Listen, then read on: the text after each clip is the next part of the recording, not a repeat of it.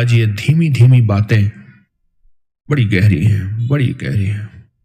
یہ میرے لفظ یاد رکھیے گا زندگی میں.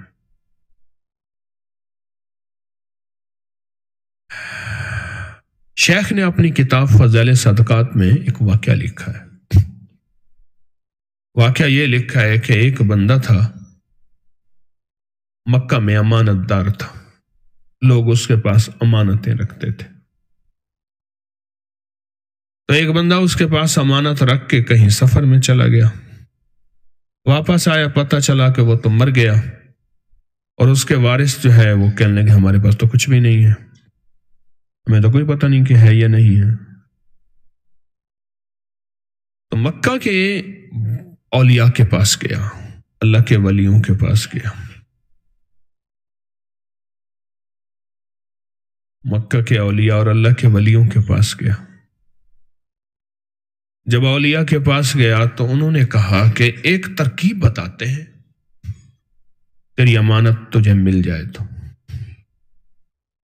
جتنی بھی دنیا میں نیک روحیں ہیں وہ زمزم کے کنویں میں رہتی ہیں. پوری کائنات میں نیک روحیں ہیں وہ بیر زمزم، بیر کہتے ہیں کنویں کو، زمزم کے کنویں میں رہتی ہیں. اور جتنی دنیا میں بدکار روحیں ہیں وہ برہوت کے کنویں میں رہتی ہیں، وہ یمن کی طرف ہے. تو پہلے جا زمزم کے رات کی آدھی رات میں زمزم کے کنویں پہ جا اور اس بندے کو پکار، اس کو آواز دے. یہ شیخ الحدیث رحمۃ اللہ علیہ نے واقعہ لکھا ہے، میں نے کتاب کا حوالہ دیا. تو جا کے اس کو پکار، وہ تیری پکار کا جواب دے گا اور کہے گا کہ تیری امانت فلاں جگہ موجود ہے. آدھی رات کے وقت وہ گیا، آدھی رات کے وقت،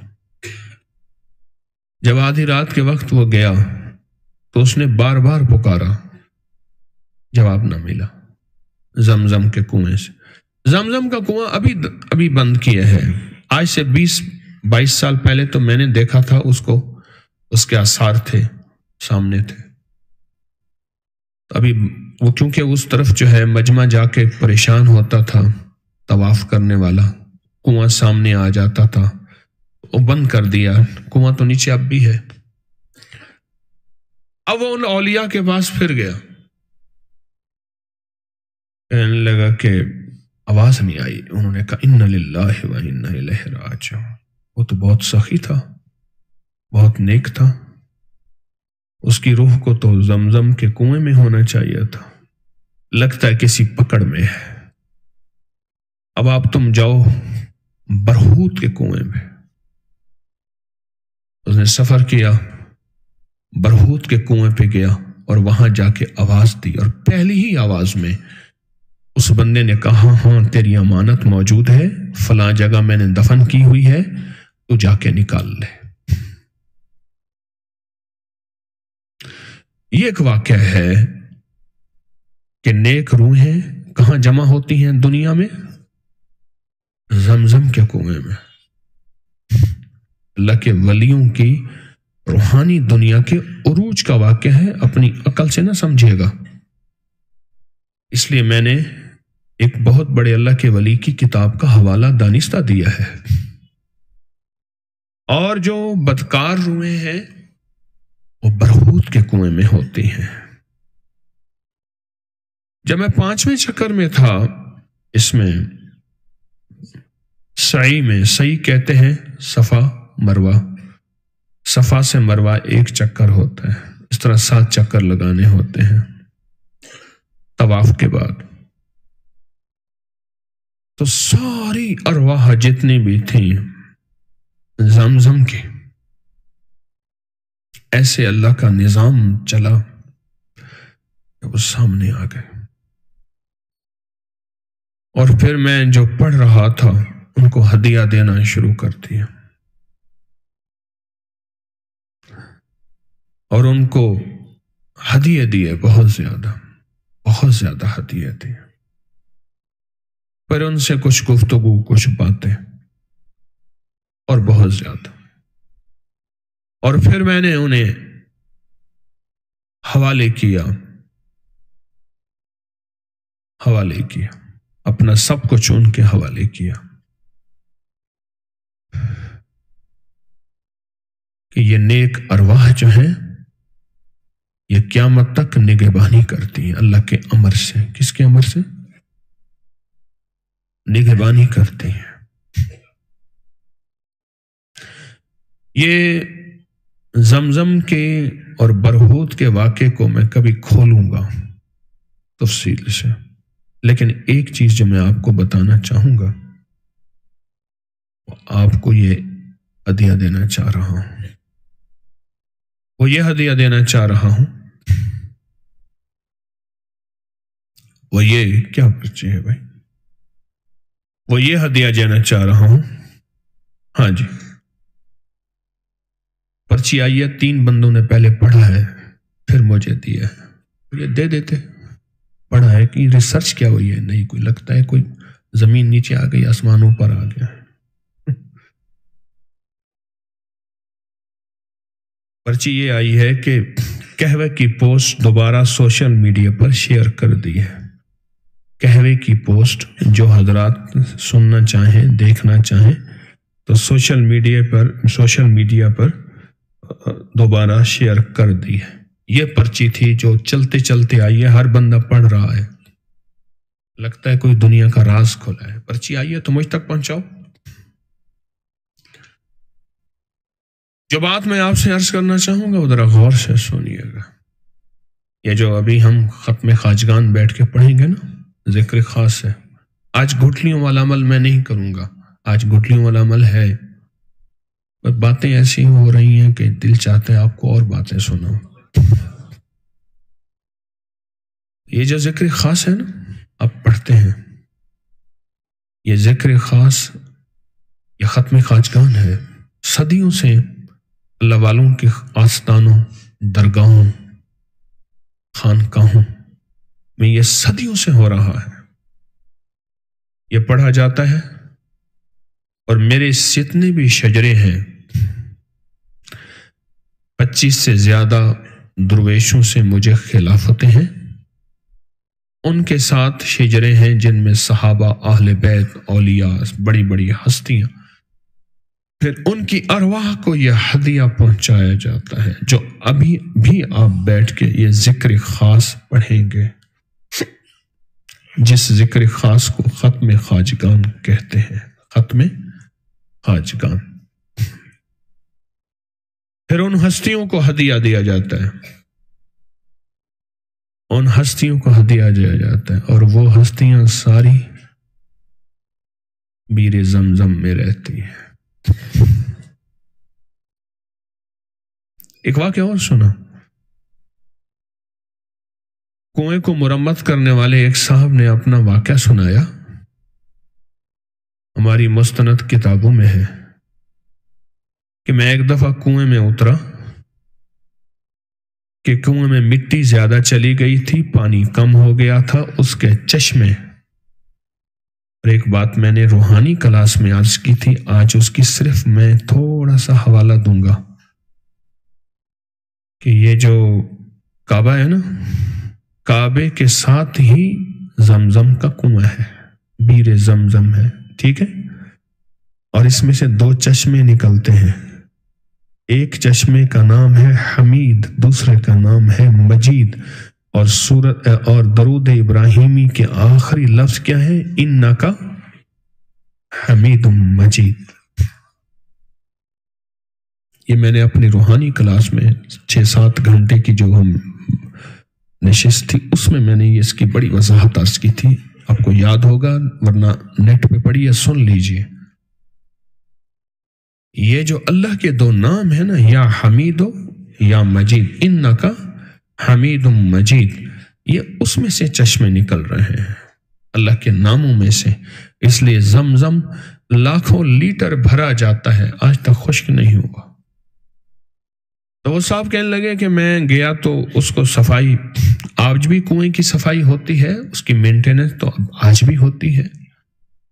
مجھے کچھ سال پہلے ایک صاحب ملے تھے، کہنے لگے میری خدمت جو ہے زمزم کے اندر جو موٹریں لگی ہوئی ہیں پانی کو کھینچتی ہیں، اور اس کے اندر صفائی میری خدمت وہی ہے۔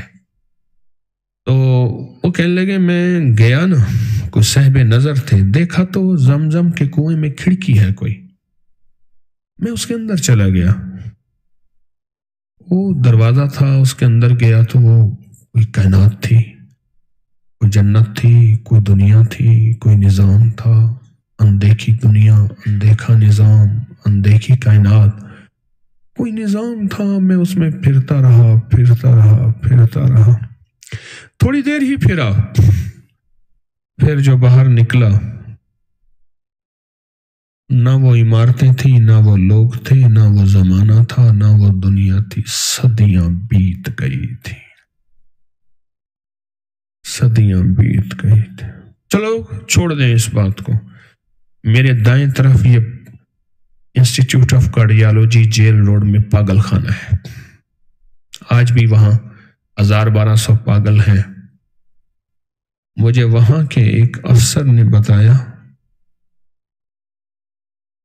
ریٹائر تھا افسر، ڈاکٹر تھا، اس نے کہا ہمارے ہاں ایک پاگل آیا، صدیوں پرانی باتیں کرتا تھا، میرا گھر فلاں جگہ تھا، میرا گھر یوں تھا، میرا گھر یوں تھا۔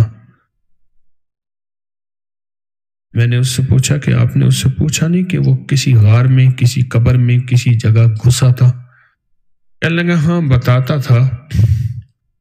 بتاتا تھا کہ میں ایک ایسی جگہ گھسا تھا، اس کے اندر گیا، پھر باہر آیا تو دم نقشے بدل گئے، لوگوں نے پاگل سمجھ کے پاگل خانے میں اس کو جمع کرا دیا۔ وہ تو پاگل تو نہیں تھا،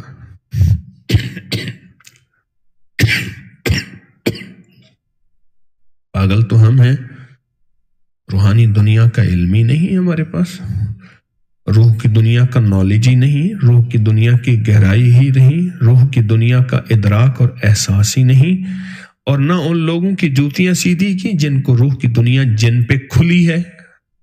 پاگل تو ہم ہیں، اس کو پاگل خانے میں بھیج دیا بیچارے کو۔ وہ کہنے لگے عجیب و غریب باتیں کرتا ہے۔ میں زمزم کے کنویں میں گیا تو وہاں کھڑکی تھی، نیک روحیں وہاں رہتی ہیں، اور جو بدکار روحیں ہیں وہ برہوت کے کنویں میں رہتی ہیں، اور وہ نیک ارواح، نیک روحیں۔ میں سوچنے لگا میرے پاس تو ایسی کوئی نیکی نہیں ہے، نہ کوئی اتنی بڑی عبادت ہے، نہ میں کوئی بزرگ ہوں، یہ کیوں آئے؟ کئی دن میں سوچتا رہا، اور پھر اللہ سے مانگتا رہا کعبہ کے حوالے سے۔